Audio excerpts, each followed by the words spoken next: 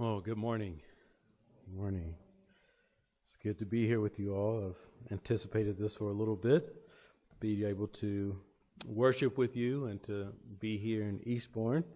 First time here, and I know my accent may fool you, but I'm actually not from this country. I know it may throw you off a little, but I'm not, and hopefully by the end of the sermon it'll be tolerable for you to follow what I'm saying. Well, good. Well, a great time of singing and worshiping, and I do come from Grace Life London, and in London, no surprise there, but in Islington, if you know London at all, the Islington area, kind of in central London, and it's just been a blessing. It'll be 8 years and a couple of weeks that I've been in this country, and it's just been our privilege to serve the Lord here. So it is great to see what the Lord is even doing down this way. Wherever the gospel is preached, we celebrate, and hopefully you feel the same. Well, I do want to jump into the passage quite quickly here, and back in Matthew 25, maybe we can just take a moment and pray before we do that. Father in heaven, we do thank you for your word. We thank you, Lord, for your glorious gospel that saves sinners. We recognize, and we join together as those who claim no righteousness of our own.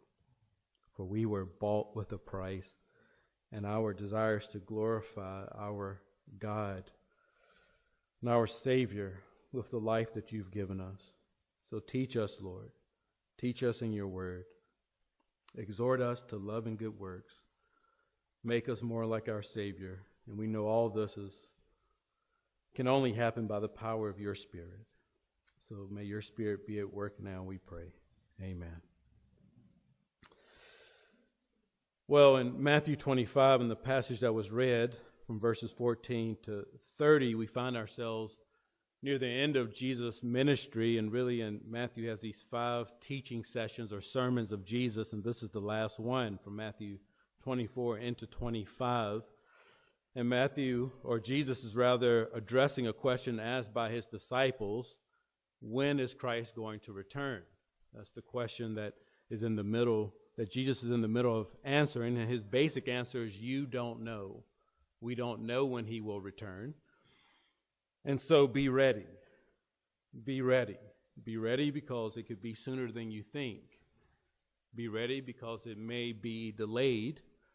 And then in this particular parable, be ready because when Christ returns, accountability will come with him. And it's interesting to watch the news or to even read and to see that, be reminded that this culture has defined itself. It's called cancel culture. You guys have heard that, I'm sure. Cancel culture. Have you heard that before? Right? What is cancel culture? Cancel culture is when people can call other people to account for things they've done in their life. In September of 2016, Kathy Caprino of Forbes.com asked the question, has accountability died in our culture? Has accountability died in our culture? And she interviewed a man named Lee Ellis, who trains leaders of companies in having a culture of accountability because of what he's seen as the negative effects of a lack of accountability in different organizations. And this is just a short quote of what he said, of what Lee Ellis said. He said, when there is a lack of responsibility and clear expectations, human nature's pride, fears, and natural tendency to cut corners and pursue self-serving behaviors come into play, leading to dishonorable behaviors. We're seeing this trend worldwide, end quote. But this is not just a thing of the business world, is it? This extends beyond that. This extends to lives in all different realms of life, that people are excited to hold other people accountable, but they don't want that accountability, right? You've even seen this if you keep up with the news in this cancel culture, right? Somebody will be a loud voice to point out someone else's issues. But when it gets turned on them, they say, whoa, wait a minute. Not me, them. Look back that way. Don't look at me and my issues. We love to hold other people accountable, but we don't love when it's turned to us.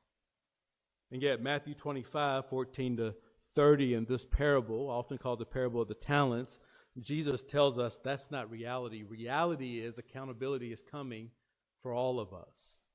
For all of us. We will all be held accountable.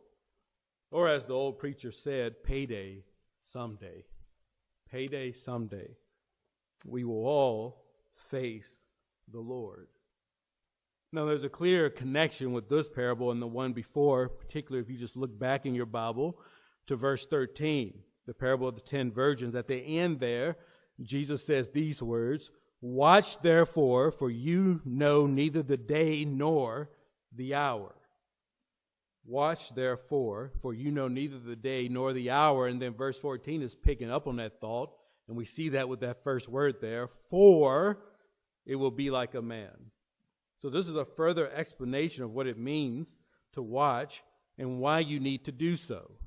Watch, therefore, and then here's a parable that explains why this is so important. This is where the attention needs to be. What does it look like to be watchful for the return of Christ? And this parable lays that out to us. If you're prepared to meet Christ, then what you do now matters. What you do now matters. Growing up, there was a song I used to hear, and the song was, "May the works I've done speak for me." That's what they used to sing. "May the works I've done speak for me." Now, obviously, we don't want our works to speak for us as far as our salvation, as if the works I do will save me. But we know that the works we do tell us whether we are saved. That's very clear in the Bible. What I do now does say something about who I worship, who I follow. Am I a true disciple of Jesus Christ? And so that's what this parable lays out to us. Now, with this in mind, I want us to look at this passage and just work through it. And I want us to see 3 ways for us to think and prepare for the accountability that's coming when you and I meet Christ, whether he comes to us or whether we have to stand before him. And when we die, one way or another, we have to give an account. So let's walk through this parable in light of that. First of all, understand this life is a stewardship. Verses 14 and 15, this life is a stewardship. Notice verse 14, "For it will be like a man going on a journey, who called his servants and entrusted to them his property. To one he gave 5 talents, to another 2, to another 1, to each according to his ability. Then he went away." This life is a stewardship. And notice 3 ways here that Jesus points out that this life is a stewardship to him and not an ownership for ourselves. First of all, notice the relationship that is spelled out in verse 14. The man goes on a journey, and then it says at the second half of verse 14, who called his servants and entrusted to them his property. What is the relationship here? It's a relationship of servants, or really slaves, to a master. These are not friends. This is not even family that Jesus is talking about. He's talking about slaves and a master. And with that relationship, the expectation is that everything that these 3 men, these 3 slaves do will be for the master. Everything. Their lives exist for him. Now, we can easily try to take our understanding of slavery in the last 300 or 400 years and try and apply it there. It doesn't fit. Slavery was different then. It wasn't, in this case, a bunch of uneducated people who just carried out some menial task. Oftentimes, slaves in the first century were well-educated people: doctors, lawyers, accountants, teachers, all kinds of people who would have had particular skills. But if they were a slave, all their skills, all that they did, went to one person, and only one person. You couldn't be slaves of more than one person. Only one person owned the rights to what you did. They would have families, and they They would have opportunities to do things for themselves, but everything they did ultimately went to their master, the authority of the one who owned them. Not only is it the relationship of slave to master, but notice the responsibility there laid out. And it says in verse 14, and entrusted to them his property, not their property. So not only is the relationship slave to master, but what's owned by them doesn't belong to them. Jesus is making this clear in verse 14. What is entrusted to them is not theirs. It belongs to the one who owns them. It is his wealth. It is his property. It is his skills.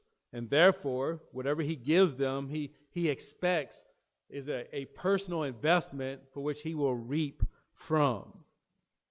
In verse 15, it describes what this looks like. To one he gave 5 talents, to another 2, to another 1, to each according to his ability. And then he went away. Now, talents were about 20 years of wages, and an average day laborer, simply stated, it was about what an average person would make in half of their life, 1 talent. So this is an exorbitant amount of money. It's estimated in pounds, a talent to be somewhere around 600 to 700,000 pounds in our currency. So this master is very wealthy, and what he's entrusting to them is no light thing. There's expectations in him giving this to them that he will reap something out of it. He's putting a lot of trust in them as his slaves, that they will do what he expects of them, that they would do with the talents what he would do if he had kept it for himself. They're to use it for his benefit and to use it the way he would use it himself. Now notice the word there in verse 14, the ESV, and entrusted to them, to convey or give something which one has strong personal interest. And this type of money, obviously the master has very strong interest in what he is giving to them. And so we ask the question, do you understand that you belong to someone else? That makes us uncomfortable. I don't want anyone to have power over me. That's not reality. There is someone you belong to. Do you understand all that you have belongs to someone else? It's been said that we don't waste time, we steal time. We steal time. We mismanage someone else's money. There's no such thing as free money. Or this is my extra money, my personal money. Well, you belong to someone else, don't you? Then whose is it? I've paid my bills, I've given some to the church, I have this other money where I can do anything I want. Really? Says who? Did you ask your master about that? What does he say about that? Everything that I have, even my very life, is entrusted to me by Jesus Christ in order to use for him. That's what Jesus is saying here. That's what it means to be a disciple. Many claim to have this relationship with Christ and this responsibility from Christ, but that shows by how you're using what's been entrusted to you. Now, someone may argue from even these verses that, well, I have more than I can manage. But look at verse 15. Because right at the end there it says, to each according to his ability. The expectation is not that each slave would take on the same responsibility, but that the master knows how much each can handle, so he gives them as much as they can indeed make an effort and a benefit off of, that he can benefit off of. And that's the expectation. Or if we say it this way, God has given us ability and then he's given us responsibility to match. So that I can't claim that God has given me more than I can handle. Jesus says here, to each according to his ability. To each according to his ability. In Romans 12:3, Paul says that each believer is to think of himself with sober judgment, each according to the measure of faith that God has assigned. 1 Peter 4:10, as each has received a gift, use it to serve one another as good stewards of God's varied grace. No, we don't all get the same thing, but we all have the same responsibility, because one day we will all give an account to the same master. Now, maybe you've picked this up on what I've said already, that here in verse 15, it says to one he is given 5 talents, and he uses the word talents.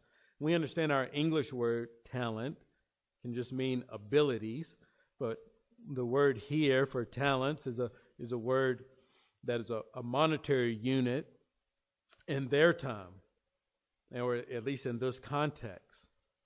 So they would understand that, but this is a parable. So this expands beyond just money to everything.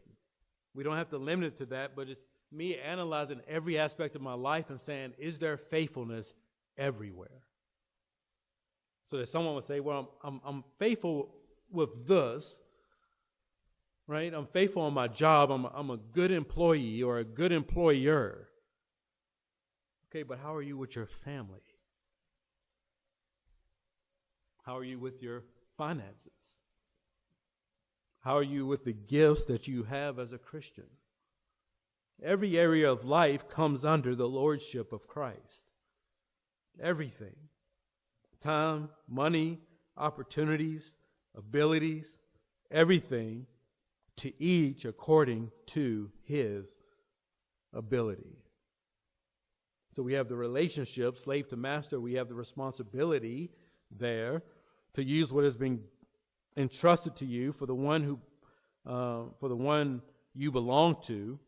And then the reason is very simple in the end of verse 15. Then he went away. See, why do we have these things? Why is there this expectation? Because Jesus has gone away. He has ascended. And we have this period of time to maximize our lives for his glory. And that's the expectation. And this wouldn't have been a surprise for them in this story, the disciples listening. If a man with this much wealth, he would have gone and looked for further business opportunities. He would have gone and looked after other investments that he had made. But the simple idea here that Jesus is drawing out is that he has gone away, and there's an expectation of what his disciples will do when he is gone, or those who profess to be so. We're given in this life, in every aspect of life, what God entrusts to us and expects us to use for his glory. And we do this as we wait for Jesus' return. The point there is simple. He went away. This life is a stewardship. We can ask ourselves, are we treating life that way? Not for myself, not to live for myself, not to gain for myself, but what am I doing to glorify the Lord Jesus Christ? Where is faithfulness showing up in my life? So we certainly then need to understand this life is a stewardship, but notice verses 16 to 18 that we have to approach this life wisely. How do we prepare for that accountability? That we choose the way we approach this life in a wise way. Notice verse 16. He who received the 5 talents went at once and traded with them, and he made 5 talents more.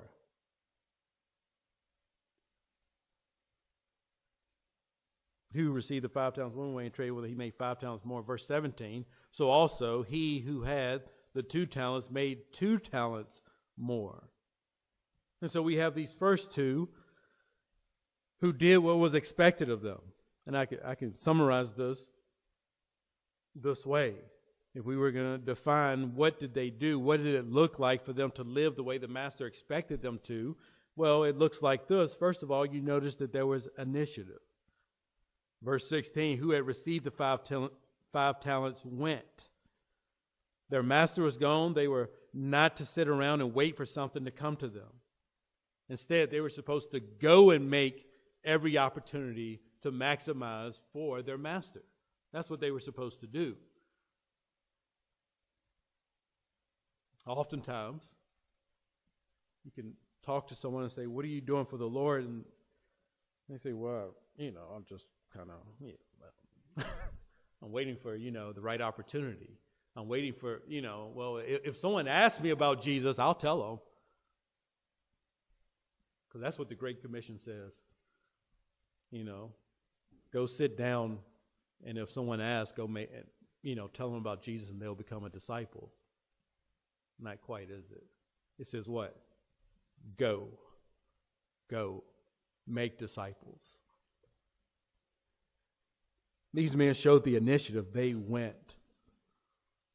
They went where they could make the most of their opportunity. They didn't wait for something to fall in their lap or someone to give them a call and say, well, can you help? No, faithful slaves, they go and they look for the opportunity to serve their master. Out of love for him, out of the reality that they're responsible to him, they go. But notice also the urgency. Because verse 16 doesn't say that they went, but it says that he went at once, without hesitation, without delay, immediately. No time to lose. Don't know when he's coming back. Realizing the reason these talents have been entrusted to them is to maximize it. He goes at once.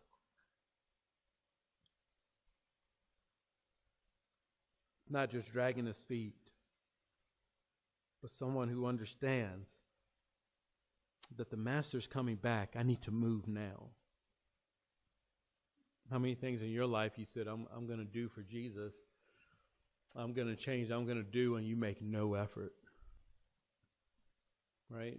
We're, a couple of months from New Year's, where we're going to lie to ourselves one more time.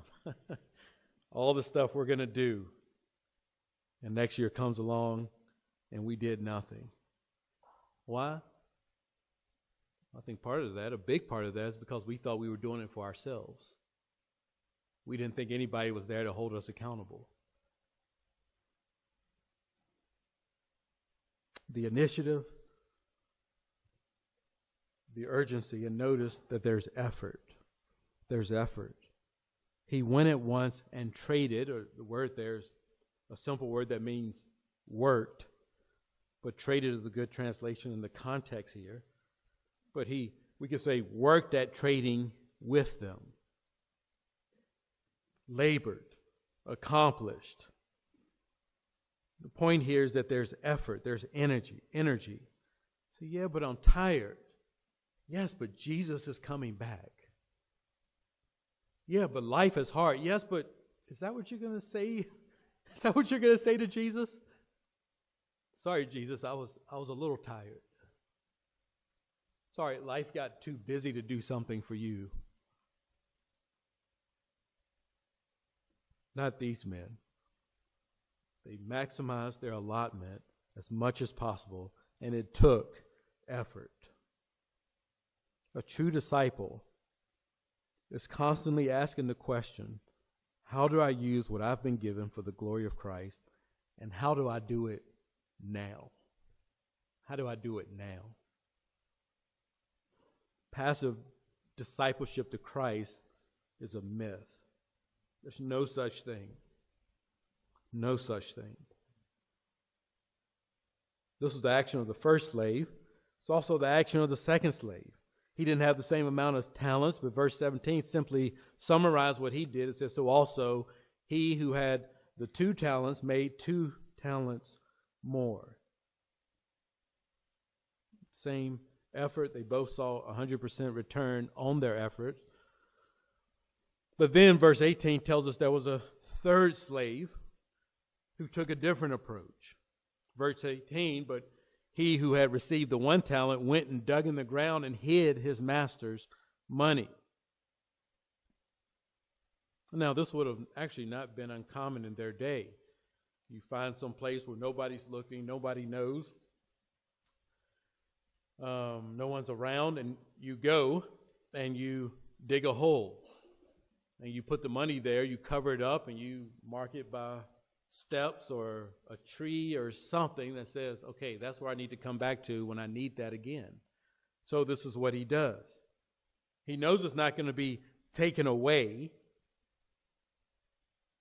but there's no effort. He put it in a hole in the ground where he could just leave it. Now, what you notice about this is that he's not going to lose it, right? Jesus points this out. It's not something he's going to lose. The criticism here and the issue here is there's nothing that was gained. So that someone can say, well, I'm a Christian. I can tell you when I was baptized. I can tell you when I gave my life to the Lord. And you say, well, good. Okay, what have you done with that? Well, it's there. Like I have the baptism certificate, right? I have it. Okay. Now what? Now what?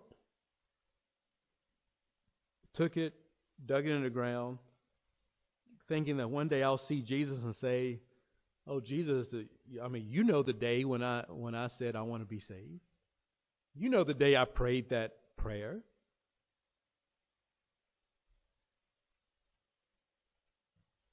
Will that be enough for Jesus? Verse 18, but he who had received the 1 talent went and dug in the ground and hid his master's money. It's clear what's expected. And this slave, he hid it. Now, if it was the slaves, there'd be nothing wrong with this. Think about that.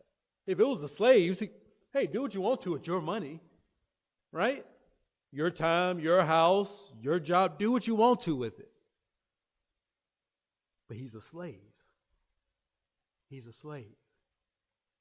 And that's what Jesus is criticizing here. If it was his, do what you want to with it, but you belong to another.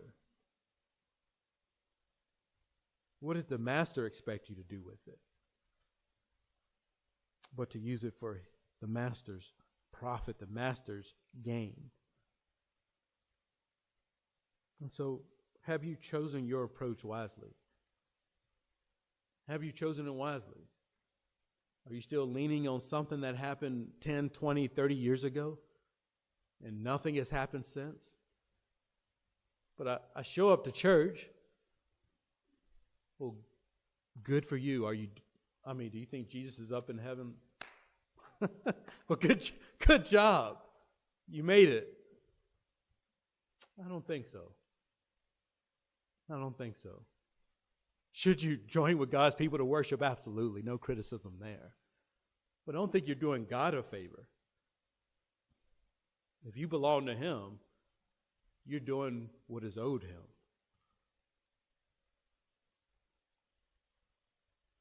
Your life is a stewardship. You have to choose your approach wisely, and the rest of this parable quickly is simply to realize that the account indeed will be settled. The rest of the parable from 19 to 30 is simply that reality that the account will be settled. Verse 19 begins with that. Now after a long time, the master of those servants came and settled accounts with them. And he who had received the 5 talents came forward, bringing 5 talents more, saying, Master, you delivered to me 5 talents. Here I have made 5 talents more. 5 talents more. The master's time was delayed. He eventually comes back, and he comes to settle the account. And this is what it's all about. And you notice in verse 20, and the slaves, the servants' words here back to his master. He has no reason to be ashamed. And he who received the 5 talents, it says, he came forward to offer him what he had made of what was entrusted to the slave. He has no reason to be ashamed of what he has done. He realized his responsibility. He awaited his accountability. The time has come. Now he's acting on it. And so, no reason to be ashamed. I remember a guy who was talking to me, and he said, you know, there's a difference between being ashamed and being embarrassed. You guys know that? And he said, you know, if you were, if someone walked in, I won't use myself, in a man's house and opened the door, and the man has a little princess crown on his head, right? And he has a little doll in his hand, and his daughters are sitting around, and they're playing dolls. He's probably going to be a little embarrassed. But he's not doing anything wrong, is he? He's playing with, well, some guys are like it. But no, he's not doing anything. He's playing with his daughters. Great. But if someone opened that same door and he was with a woman that wasn't his wife, then he should be ashamed. Sometimes we use those words as synonyms, and they're not really. I was thinking a couple of days ago, listening to something. There was nothing wrong. It was a podcast. I kind of thought, you know, if Jesus returned now, is this really what I want to be listening to? Not because it was sinful, just thinking, is this really making the most of my time? And then there are other things where people should say, wait a minute. If this is what I'm doing, and I die right now, I mean, that would be shameful. Shameful. But anyway, notice here, that's a side note, notice here, he comes to his master to offer him what is due him, and notice his master's words of praise towards him in verse 22, or in verse 21. His master said to him, well done, good and faithful servant. You have been faithful over a little. I will set you over much. Enter into the joy of your master. Now, it's interesting here because you hear this echo of master in this. It does matter who commends you, doesn't it? Who rewards you? Who tells you, well done? I mean, I finish this sermon and I come down and somebody walks up and says, wow, thank you, that was great. Great. Okay, I hope it was helpful. I hope it was encouraging. I hope it was exhorting you to love and good works. But if Jesus came and said, well done, right? And think about that in any aspect of your life, right? A wife to her husband. My husband doesn't appreciate me. He doesn't love me. He doesn't think about me often. And that can be hurtful, not denying that. But does that change the way you act towards him? Because are you looking for a commendation from your husband or from your master? Think about that. Think about that on the opposite way around for husbands to wives. Well, she's not this and she's not that. Okay. I hope that didn't change the way you behave towards her. Because is that who you're looking to praise you or your master? You see? The issue here is who you're looking to praise you. Paul says in 1 Corinthians 4, and I love this passage, and yet it makes me think myself. 1 Corinthians 4, at the beginning in verses 4 and 5, he says to the Corinthians, he says, what you guys think of me doesn't even matter. I don't care what your judgment on me is. And then he goes from there. He says, I don't even care what my judgment of me is. Right? Because he says the one who's going to judge me is the Lord Jesus Christ. Now that judgment matters. And for these men, that the reason they served the way they did was because there was only one person that mattered. And that was their master. Who you expect to reward you will dictate who you work for. And if you see yourself fluctuating based on how people in this life treat you, that means you've lost sight of who your master is. Well, my boss is overbearing and mean, therefore, you know what, I'll show up when I want to. Oh, because you don't think you work as unto the Lord. You don't think Jesus is your boss. You think that guy is. Okay, you've lost perspective. You've lost perspective. The Pharisees themselves in Matthew 6, Jesus criticizes them because they're praying in public and they're giving loudly and they're fasting and making themselves look all gloomy and religious.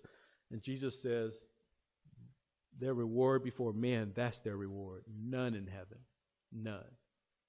Because they wanted someone on earth to give them praise. Well, the master commends these two men, the first and second, with simply by acknowledging their character,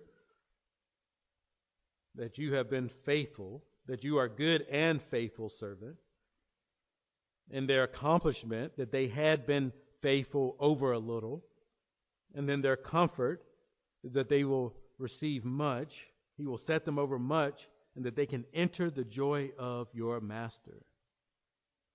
Yes, life is hard in this fallen world, but we believe that when Christ returns, there's joy.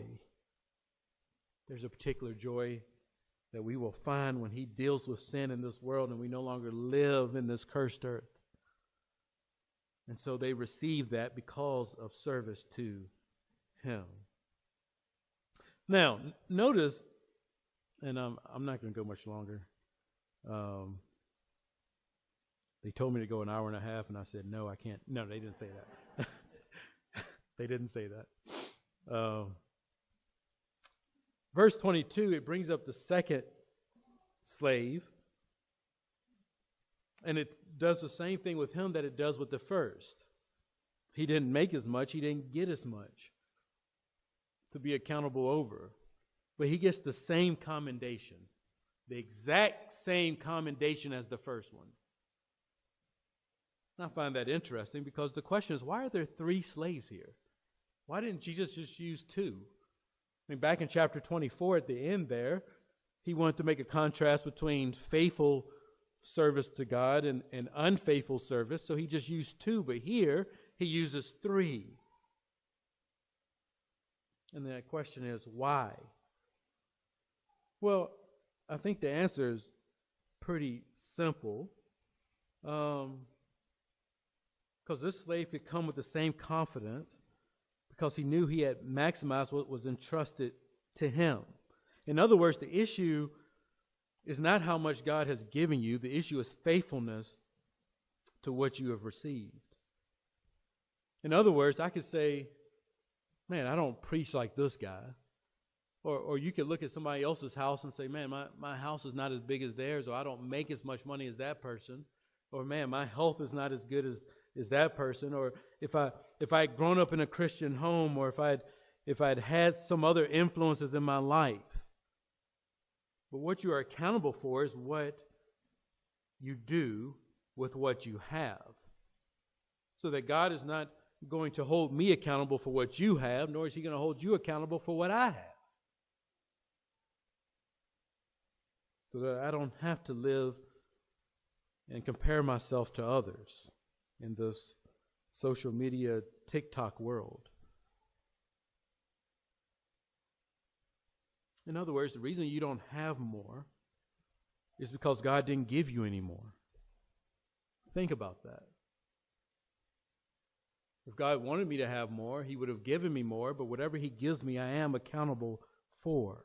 But he gave me the ability, and then he gave me the responsibility for one day to hold me to account. And therefore, verse 23, the slave receives the same reward. So that I don't say, well, if I could only do it like them, I say, what do I have? Maximize that for his glory. Well, finally, we have this third slave. And he took a different approach, as we know. And therefore, he has to take a different approach in what he brings to his master. Verse 24. He also, who had received the 1 talent, came forward, saying, Master, I knew you to be a hard man, reaping where you did not sow, and gathering where you did not scatter. So I was afraid, and I went and hid your talent in the ground. Here you have what is yours. Instead of him being able to do like the first two and give something to their master out of what was entrusted to them, he can only make excuses. He knows what his master expects to receive. That's why he begins this way. And the way he approaches this is by accusing the master's character. Notice verse 24. Master, I knew you to be a hard man, a tyrant, cruel, strict, merciless. And that's the way it works. A wrong view of God causes us to have a wrong use of God's gifts. What's his evidence? Well, he says he's reaping where you did not sow and gathering where you scattered no seed. This is an attack on this man's accomplishments, on his master's character and then his master's accomplishments. In other words, the master is a cruel man that doesn't do his own work, and he just sends out other people to do his work for him. That the master exploits others who work hard to gain what he wants for himself. He's abusive. He's a tyrant. And because of this, verse 25, so I was afraid and I went and hid your talent in the ground. Here you have what is yours.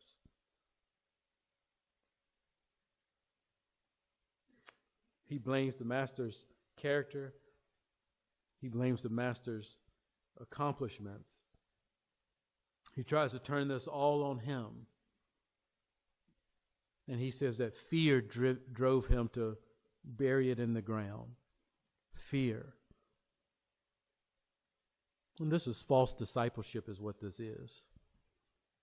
Jesus said in Matthew 10:31, whoever finds his life will lose it, and whoever loses his life for my sake will find it. There's nothing in my life that I received to keep for myself. Nothing in this life.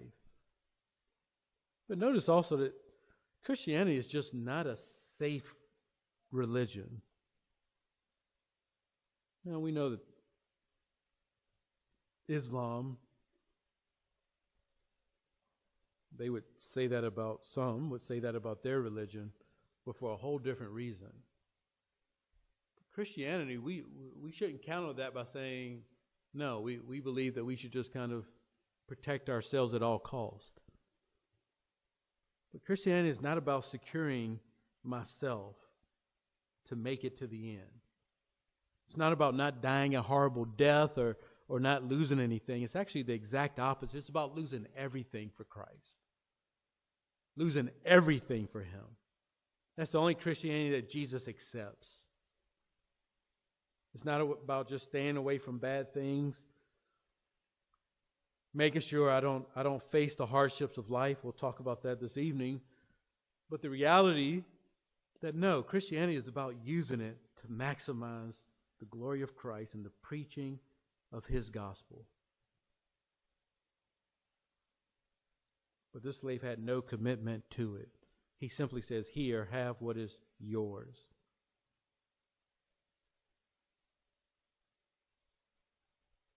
And so notice the master's words back to him.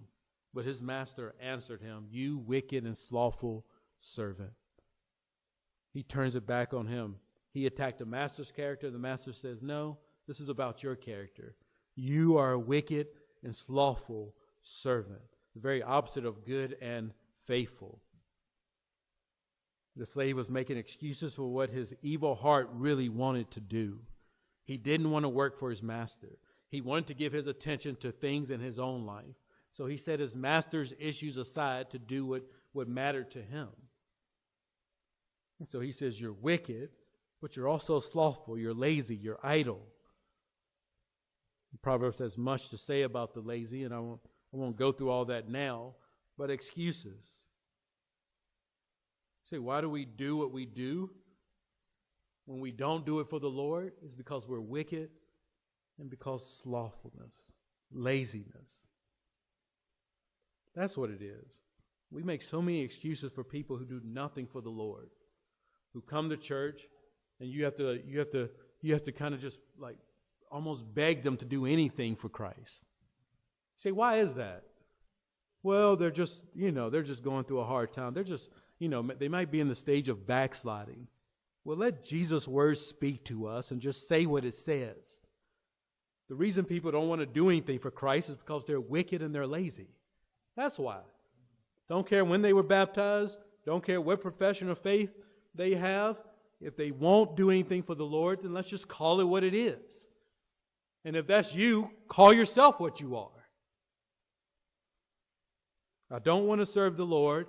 I want to live for myself, and I'm just lazy. I love this life. I want to keep this life now. I'm not worried about losing it for Christ. And so the master in verse 26 turns it. You knew that I reap where I have not sown and gather where I scattered no seed.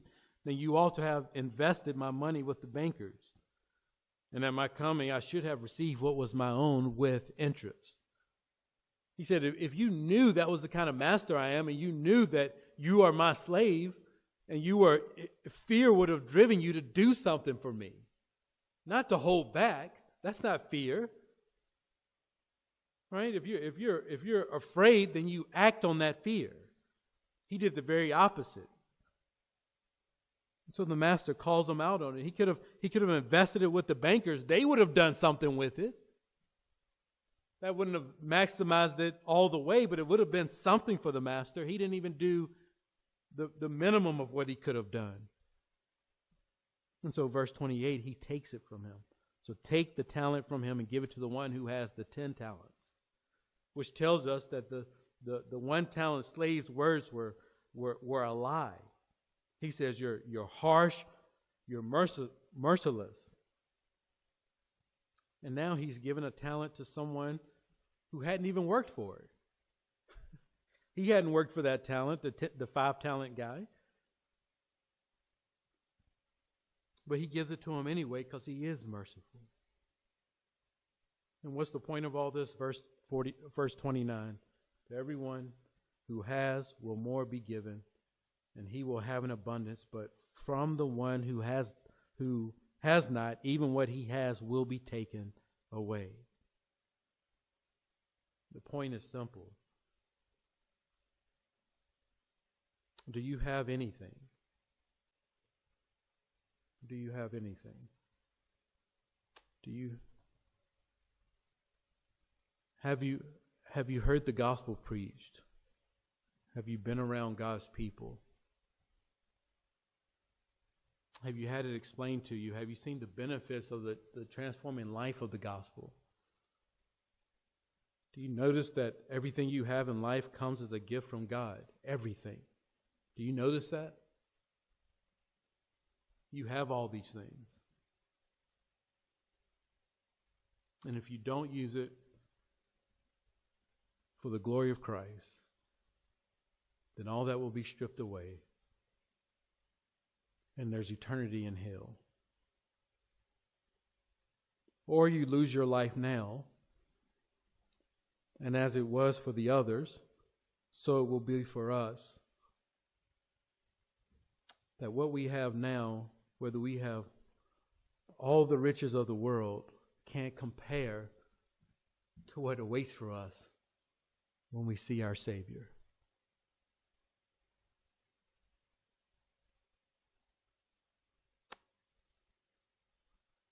So what's the judgment on this man? Verse 30, and cast the worthless servant to outer darkness. In that place there will be weeping and gnashing of teeth. In chapter 24, verse 51, the same punishment. And will cut him in pieces and put him with the hypocrites. In that place there will be weeping and gnashing of teeth.